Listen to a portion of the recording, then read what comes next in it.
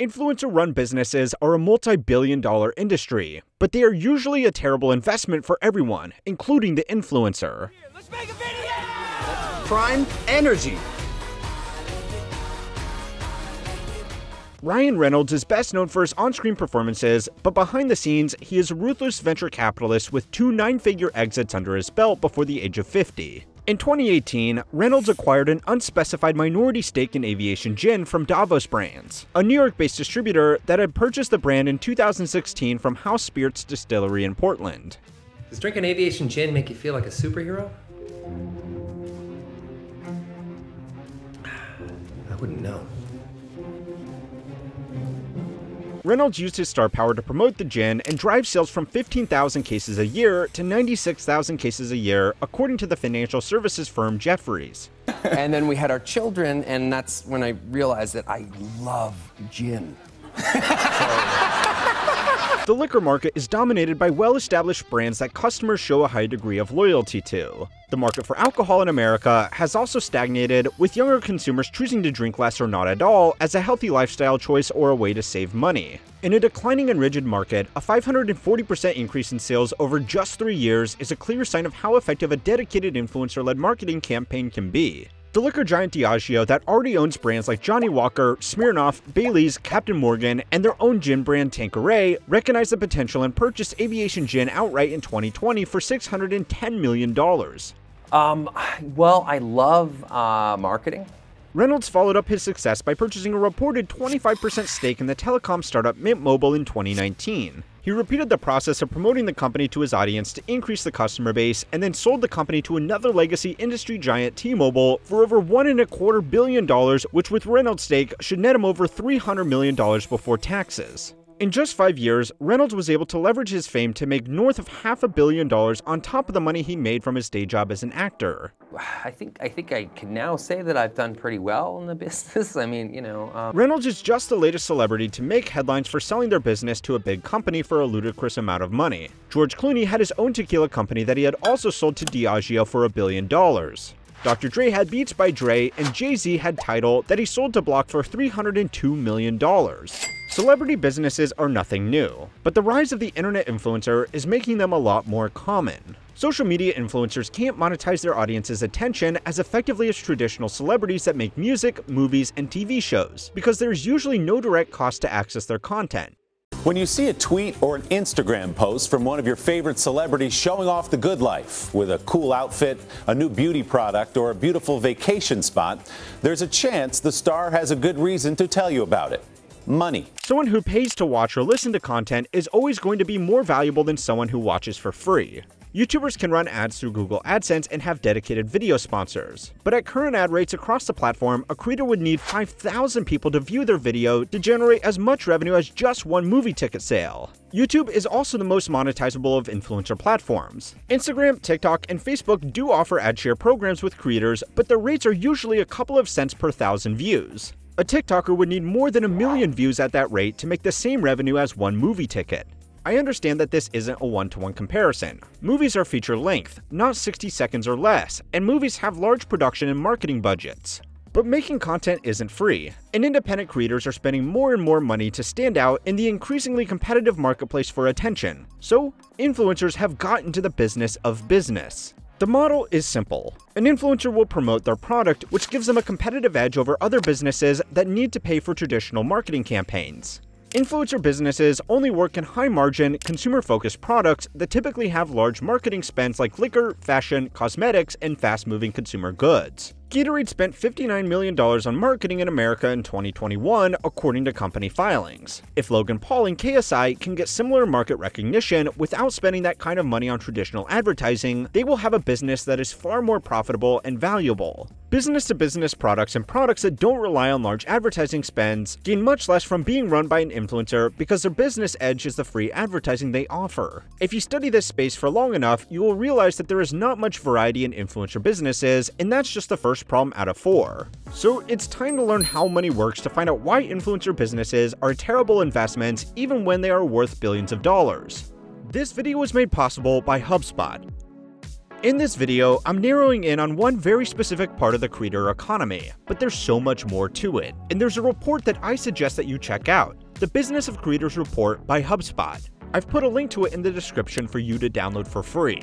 This is the report to understand the creator economy, and it dives deep into the business models of content creators, what motivates them to create content, how they grow as content creators, and how they make money. I've learned a lot from this report, even as a creator who has a decently sized audience. For example, did you know that about 59% of content creators found consulting or coaching to be their most profitable way to make money? Well, I didn't, and there's a lot of things that I'm learning from this to improve my own little content business for both how money works and how history works. By the way, they take data from over 300 marketing and business-specific content creators and how they operate their businesses, so you know it's packed with real insights. If you're a creator, looking to become one, or just interested in this video topic, I'd highly recommend this free resource. The report was made by HubSpot, which is today's sponsor.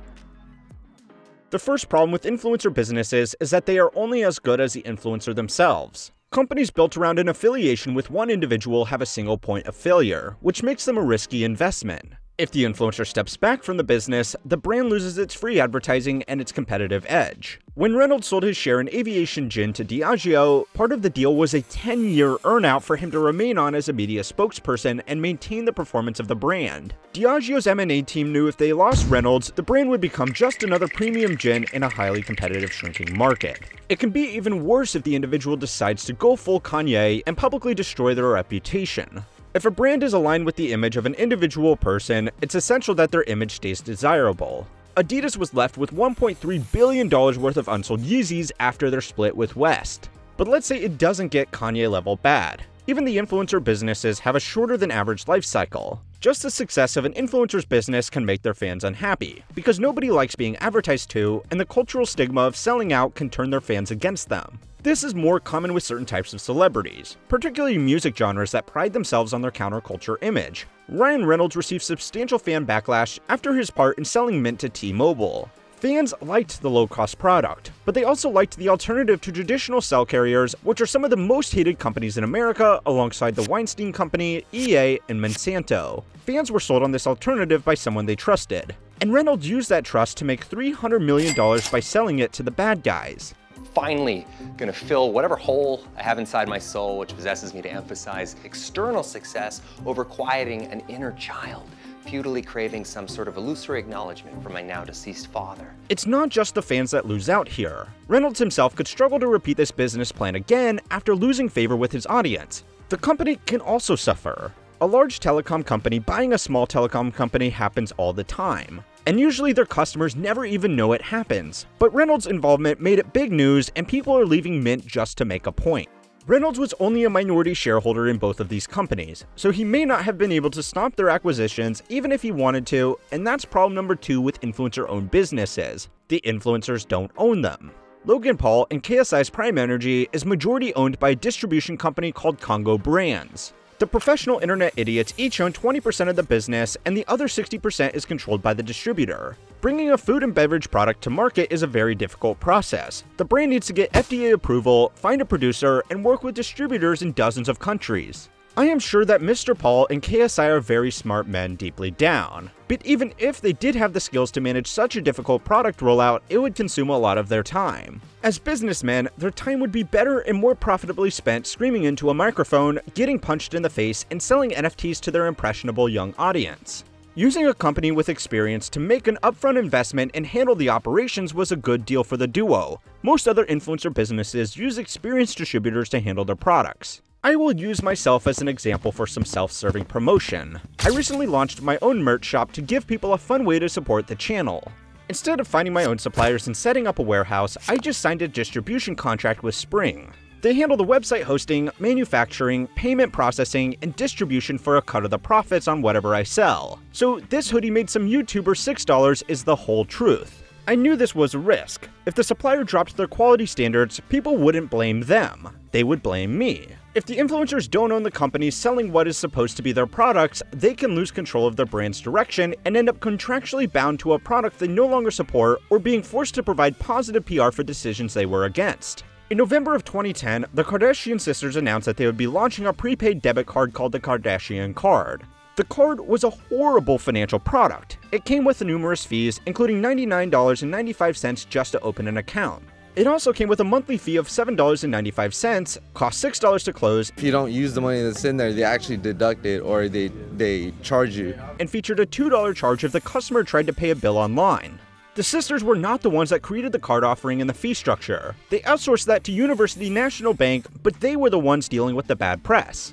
The third problem with influencer businesses is that there are too many of them. New social media platforms are giving attention to a lot of people that can't easily monetize their newfound fame. Since influencer-driven brands only work with a handful of product categories in a small number of markets, influencers are starting to compete with other influencers. It would be difficult to find a beauty influencer with more than 1 million followers that doesn't have their own cosmetics line, or a finance influencer without some course on how to flip houses or day trade Forex. If more influencers enter these markets, they risk saturating their customers for choice and pushing them back to brand name products. Some customers will even seek out products that are not aligned with any celebrity or influencer because they want to avoid celebrity culture and because they think celebrity-backed products are inferior to traditional branded products. Problem number 4 is that influencer products are usually worse than other market competitors. Most businesses fail, and most products brought to market are not as good as existing products that have remained popular for a reason.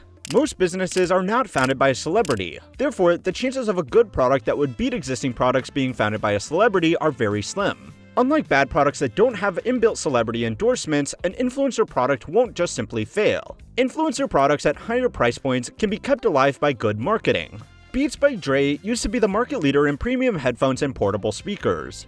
The recognizable design was popular with music enthusiasts that wanted a good headset but weren't sure how to find one. What sounds good is subjective, so a product developed by one of the biggest music producers in the world was an attractive option. Beats headphones were on average 50% more expensive than similar offerings from Bose, Sennheiser, and Sony. The products also suffered from poor build quality and bad balancing profiles that emphasize bass, which the average Beats buyer mistakes for a premium sound. Beats still outsold the existing brands 10-1 in 2006 and 2014 when it was acquired by Apple for $3 billion. The heavy-handed marketing of Beats products has backfired today because most image-conscious music employers don't want to be seen wearing them because the fact that they are an inferior product sold to impressionable people with too much money is well known. Beats now has similar sales revenue to product-focused headphone producers. Bose and Sennheiser have become popular with the same customers who have abandoned their bright red Beats because these brands are now seen as the choice of enthusiasts that know more about music and sound quality than you do. Apple probably doesn't mind since its self-branded headphones now dominate the market of people who just want something to listen to. The fifth reason that influencer brands are bad for everybody is because business leaders should be boring. To find out why, go and watch my video on how good CEOs should not be visionaries. A special thank you again to HubSpot for making it possible for everybody to keep